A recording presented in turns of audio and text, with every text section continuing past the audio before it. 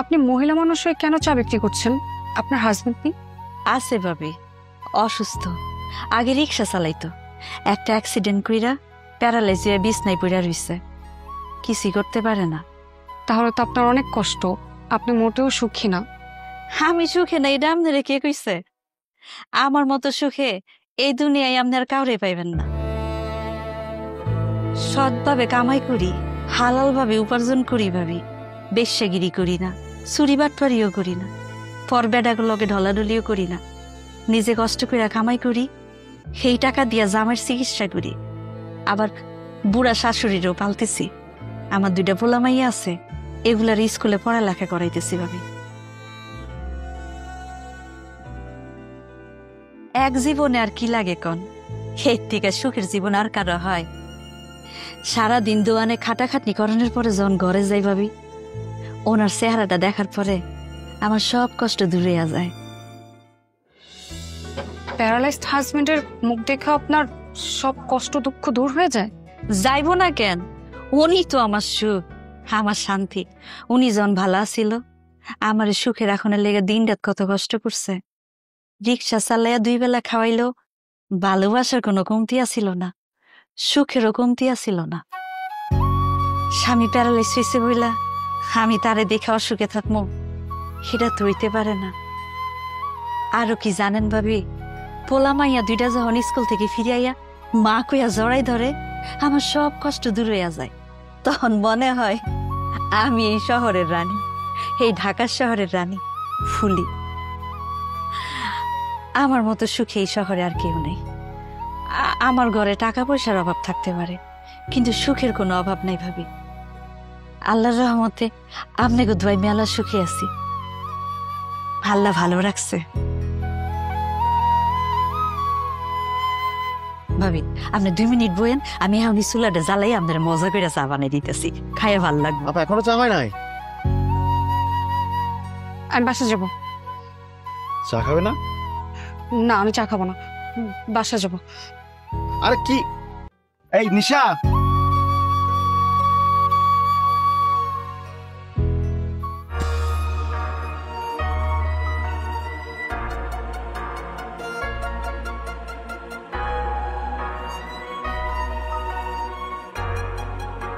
যাও রুমে গিয়ে ফ্রেশ হয়ে নাও। ঘুম থেকে উঠে কালকে সকালের লয়ারের কাছে গিয়ে যাবতীয় ফর্মালিটিস পূরণ করেন। তুমি তো ডানা মেলা পাখির মতো উঠতে চেয়েছিলা, কালকে থেকে উঠতে পারবা, তোমার ছুটি।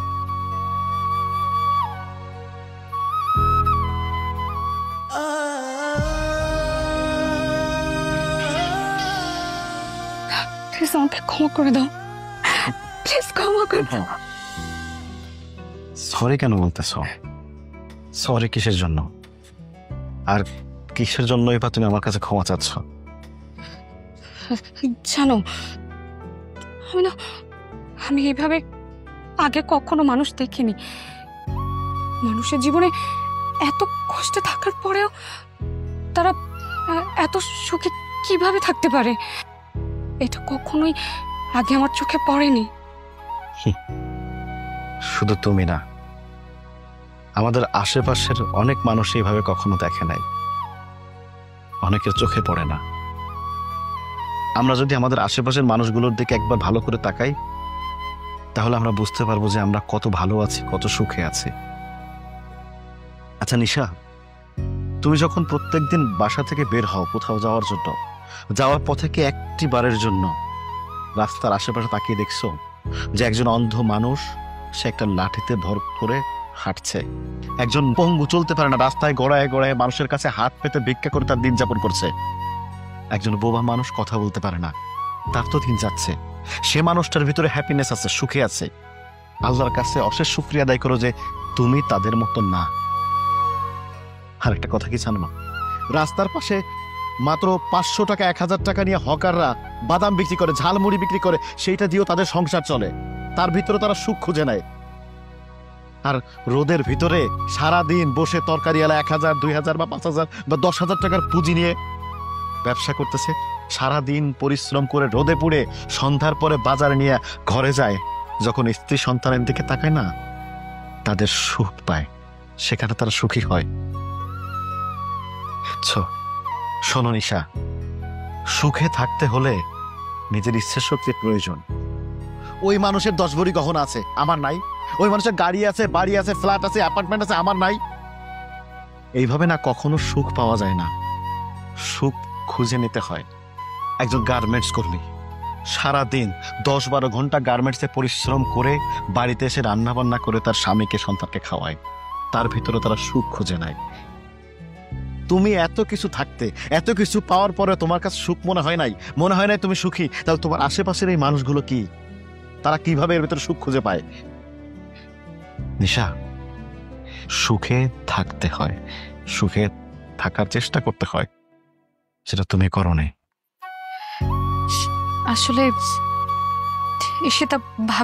ঈশিতা ভাবির উচ্ছৃঙ্খল লাইফ স্টাইল দেখে তুমি কি মনে করছিলা যে ওইটাই আসল লাইফ, ওইটাই হ্যাপিনেস? নো নিশা, নো, ওইটা হ্যাপিনেস না, ওইটা হচ্ছে বেহায়াপানা, নিজেকে নিজে গলা টিপে হত্যা করা।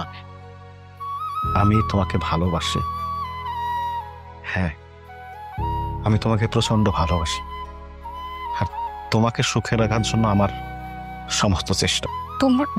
তোমার জন্য না আমি আমার অনেক বড় ভুল বুঝতে পেরেছি, মানুষকে এইভাবে দেখতে পেরেছি।